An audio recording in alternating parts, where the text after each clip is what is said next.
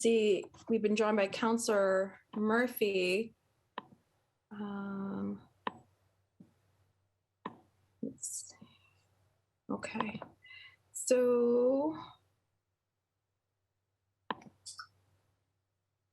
I'm also here, Counselor. Just wanted you to know. Sorry, Counselor Jean is also here. My apologies. We haven't started yet.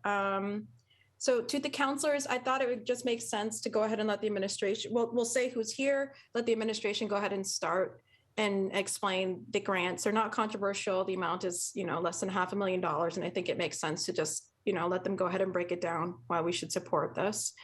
If that's okay with both of you, I'm going to go ahead and do that. Sounds great. Thank you. Sounds good. All right. So just giving 2 more seconds and then I'll do a quick intro. See if any of our other colleagues get on.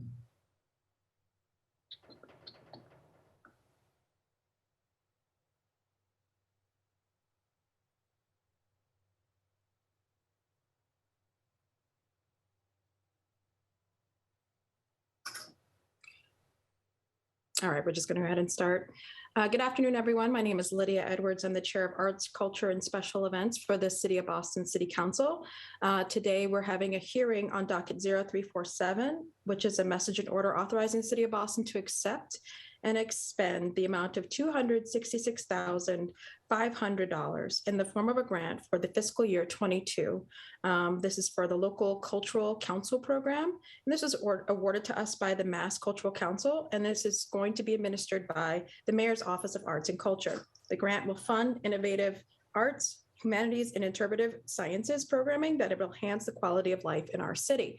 This was introduced by the Mayor's Office. And we're holding this hearing to simply hear from the administration what the grants will do, where they're going to go, and ultimately we will let them speak and have their part, and then we will ask any questions if there are any from the counselors afterwards. I've been joined by Counselor at Large Aaron Murphy and Counselor at Large Rusi Louijoun, excuse me. And so I'm going to turn it over now to the administration, who is going to be represented by Cara Elliott Ortega, Naida Faria, and Jennifer Falk. So I will turn it over to you now.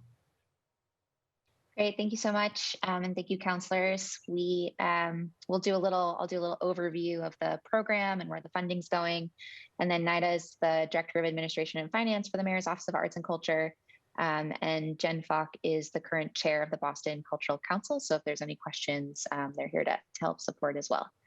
As you just mentioned, we're here to ask that the council accept and expend this grant from the Massachusetts Cultural Council to support our fiscal year 22 Boston Cultural Council program.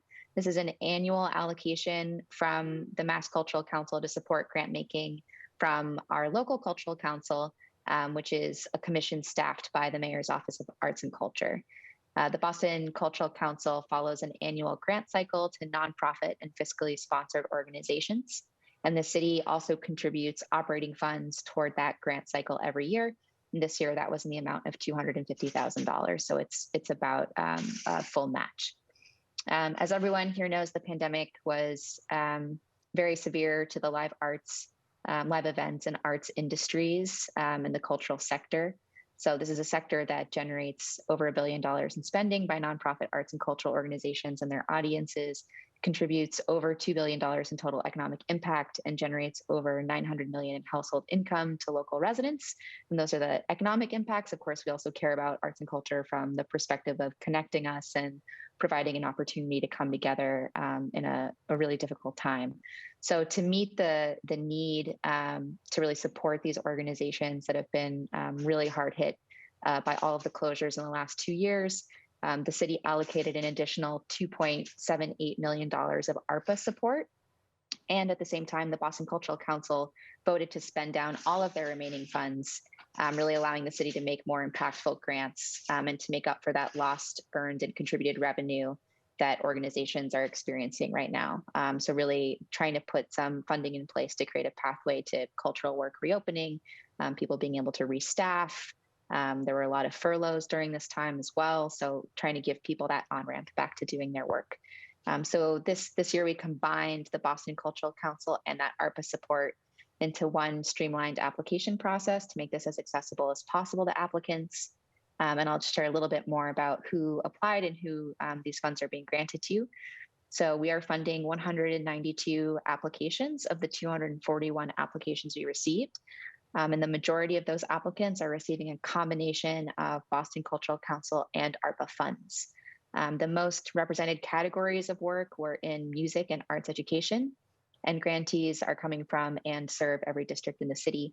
And around 23% of the applications were first-time applicants. So we're always trying to make sure that we're reaching new people and making sure that these resources aren't just going to the same organizations every year.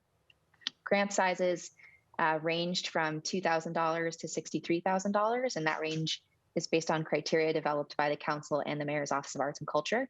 And just to provide a little more detail on that decision-making process, for the third year in a row, the Boston Cultural Council grant amounts were determined by budget size. And the BCC made the decision this year to shift the funding structure so that organizations with the smallest annual budgets actually receive the highest grant amounts.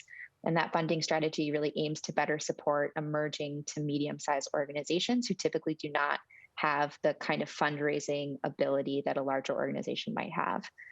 We also updated that process and the application after an evaluation that we did in last year to really make sure that equity was centered in the application questions and in the review process. We made ARPA funds available to organizations regardless of budget size. And since applicants all used the same application, we were able to use those new equity-focused questions across the board. So ARPA funds were distributed based on application scores, and those grants ranged from $10,000 to $50,000. And then additional funding of up to $10,000 was considered for those organizations that have facilities costs in particular, because that's an overhead that's been really difficult for organizations to put money towards to update during COVID without that earned and contributed revenue during shutdown. So lastly, I just want to give a sense of the timing of this request because it's a little bit unusual. Our funding cycle begins September 1st of each year, and we make grant decisions in January and get funds out around this time in March to April. So this year, that process is about a month behind due to a delay from the state funds. And also, it's only after making grant decisions that we receive funds from the state. So the funding that we're discussing today is part of this allocation that I was just describing with grantees that were announced in February. And that's the overview that I wanted to provide. And if there's any questions, we're happy to answer them. And you should have some access to more materials as well, including the full list of the grantees. Yeah, we, to my counselors, we should have gotten the deck and all of the recipients in our individual emails. This is, I don't know. I mean, this is a regular recurring grant. I understand we've accepted these funds before. I really appreciate that you have changed in as much as making sure that the smaller organizations are seen first and giving more capacity. I think that's very smart. And honestly, coming from a small nonprofit, I think people really, money shouldn't just attract money. So sometimes you don't have it and then they give you small amounts of money. It makes it harder for you to even maintain your mission. So I don't really have any other questions because this is something that we've done every single year and we need this money as soon as possible. So I'd love to be able to get this up and voted out on Wednesday, the 27th. So I could turn it over to my at-large counselors, Counselor Murphy and then Counselor Louis-Jean for any questions you may have. No, I also have no questions, but I do really appreciate that overview and the change is good to hear. And maybe it was good reasons, but I always feel bad, those few that didn't get the funding, just seeing like, where can we get more funding, knowing coming out of COVID, and we always need a lot of arts to, help everyone, but especially through COVID with the mental health and isolation, arts really support and help that. And I did like to hear that a lot of art education foundation organizations were provided money also as a kindergarten teacher for over 20 years in BPS. I have to say, music art class, we always would want to sign up for extra. It was the best time during the day. So looking forward to seeing these grants be awarded and see the great work that these organizations are going to do. So thank you. Councillor Louisiane?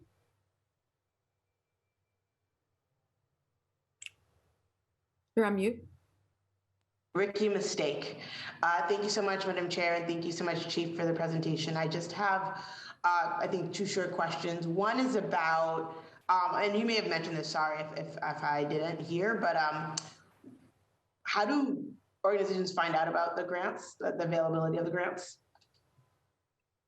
We do some pretty extensive outreach leading up to that September 1 date, because that's when all the applications open. So we get the word out through the office, digitally. We do a lot of, and we've been doing more kind of direct outreach through things like Instagram, honestly, finding, where people are posting things and like reaching out to people and being like, hey, you might want to apply for this.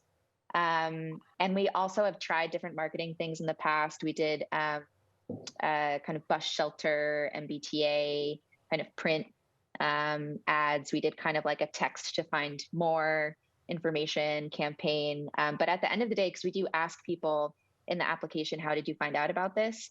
And no matter what we do every year, word of mouth is still somehow the number one thing. Yeah. So I think one of the reasons I wanted to flag the timing especially for new counselors, it would be great to connect over this summer about who else we should be connecting with in your districts and, citywide, and who we should be getting the word out to. Because when we have this hearing, the decisions from the previous year have already been made. So it'd be great to talk before when we're getting the application out.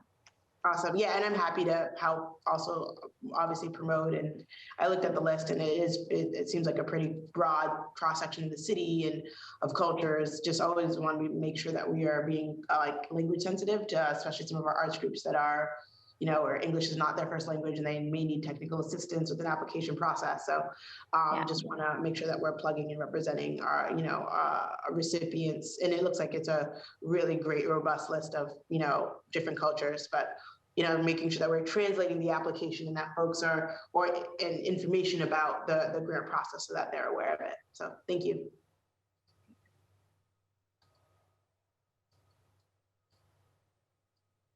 Thank you so much, Councillor.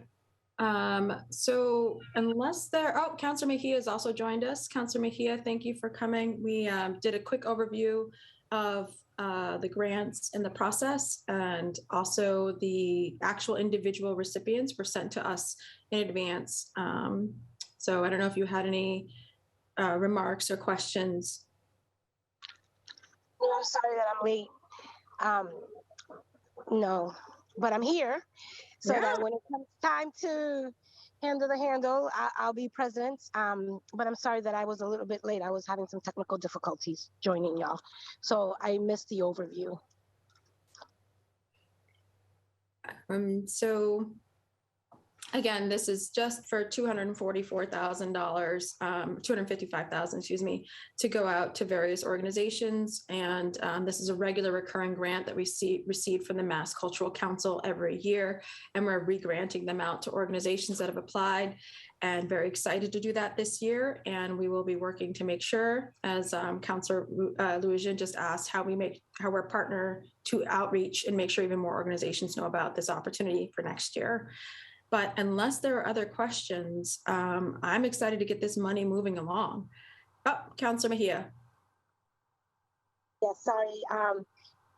I'm glad that Councillor Louisiane asked about the accessibility piece around, like, how do we make sure that we're more diverse in terms of who are the usual suspects that often have access to this information. So I'm just curious in terms of outreach efforts. I heard that we'll be sending this information out in multiple languages, but I'm also curious if you could just talk to us a little bit more about some of your outreach strategies to kind of reach those smaller organizations that are not linked in or part of particular networks. Can you talk to me a little bit about some of that outreach effort, please? Yeah, absolutely. So we have, since we started trying different kinds of marketing and outreach, and since we worked with the Boston Cultural Council to focus the grants on organizations with budgets under $2 million, we did see a huge increase in the number of really, really small like mostly volunteer run, in some cases, organizations applying to those funds. So we do feel like there's been some success just in being more targeted about who we're trying to reach. And then we do offer translated versions of the application in different languages. When we've done that in different ways, I'm trying to see, what gets the most uptake. And we've seen some use of the translated applications, but I will say we haven't seen a lot of it. And so one thing that we've talked about that I think could be a good next step in terms of making sure that we're really doing language access in the best way possible would be to actually bring on some staff, even just for the time period that the application is open, so that they can actually just speak directly in those languages with people who want to apply in a language that's not English and help them with the application process. And that's something that we've talked about in the past, but I think it would be great to focus on that this year, specifically with language access issues. And I don't know, Nida, if you have any other thoughts on that. We've talked about that on and off. Sure. A lot of our advertisement on social media was translated into the 5 languages. I'm the only Spanish speaker for our office. So if somebody comes up, I can translate the application, but we didn't get much for the written application to be in another language. In the past, pre-COVID, we had advertised in the Dorchester Reporter, the Haitian Reporter. So those were other ways to get the grant information out. But this time around, we really didn't have. Everything mostly was on social media. Thank you for that. And I'm just curious in terms of just a quick follow-up on the outreach front, is also the use of multicultural media like radio shows and, other outlets. Haitian Creole has a huge broadcast channel, so that could be something that, you may want to consider. And then I would also recommend looking beyond just social media, because not everybody is on the internet these days. I mean, you would think that they are. WhatsApp has become my favorite BFF for all things immigrant communities, because, we calling our peoples out in the different Caribbean countries through WhatsApp for free. And so it's become a really good place for community engagement and dissemination of information. So if you do have any infographics or any links that we can help disseminate, please share them with my office, and I'll make sure that we'll get them out into the community. And then I'm also just curious about youth engagement in this specific area, in terms of kind of what are we doing to activate and engage youth serving organizations in this process as well. Yeah, and thanks so much for those suggestions, Counselor, in terms of getting the word out. That's great. I was mentioning that one of the biggest categories of work that's funded through this grant is arts education. So creative youth development organizations, arts education organizations definitely are, I think the number might have been almost 30 of the grantees self-describe themselves as doing that kind of work. So we're really excited to keep doing that. And I do think, again, if there are specific organizations where you're want to make sure that we know them and we're helping them, whether it's with office hours or other things, to be familiar with the application process, we definitely want to do that, because I do think that there's still a lot of organizations out there or groups that could be fiscally sponsored, and we could help them figure that out to support the work that they're already doing, but they might not think about themselves as arts and culture, but would totally qualify for this. So that's the other thing that we're always trying to kind of expand the definition of that work. I also just wanted to clarify that on behalf of the Boston Cultural Council, it's a volunteer group of 11 of us that are intentionally recruited, Boston residents that are intentionally recruited through different neighborhoods. And so just to kind of make a point about the word of mouth. I think the individuals that serve on this council are committed to helping engage their local communities, and we are actively looking to recruit some new openings as well moving forward. So we are actively looking to, have all neighborhoods represented to help get the word out about the applications, especially in addition to reviewing the grants. Thank you, Jennifer. We've been joined Thank you also so much. by I'm not Counselor- gonna. I'm good. Thank you. Thank you so much, Counselor Mejia. We've been joined by Council President Ed Flynn. Counselor Flynn, we're just asking questions, and we've gone through an overview of the grants, and the individual recipients were sent to us in advance. Thank you, Councilor Edwards, and just want to say thank you to the mayor's team, to the commissioner and the dedicated professionals that work in the arts and culture department. We appreciate the work you do for the residents of Boston. Thank you, Councilor Edwards. Thank you. Well, I've seen that there's not really any more questions from the counselors.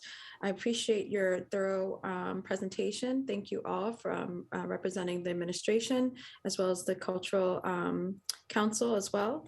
Thank you for your work. And I look forward to presenting this on Wednesday for a vote to make sure you get the money as soon as possible. Thank you, counselors. You're welcome. Goodbye. Thank you. Bye-bye.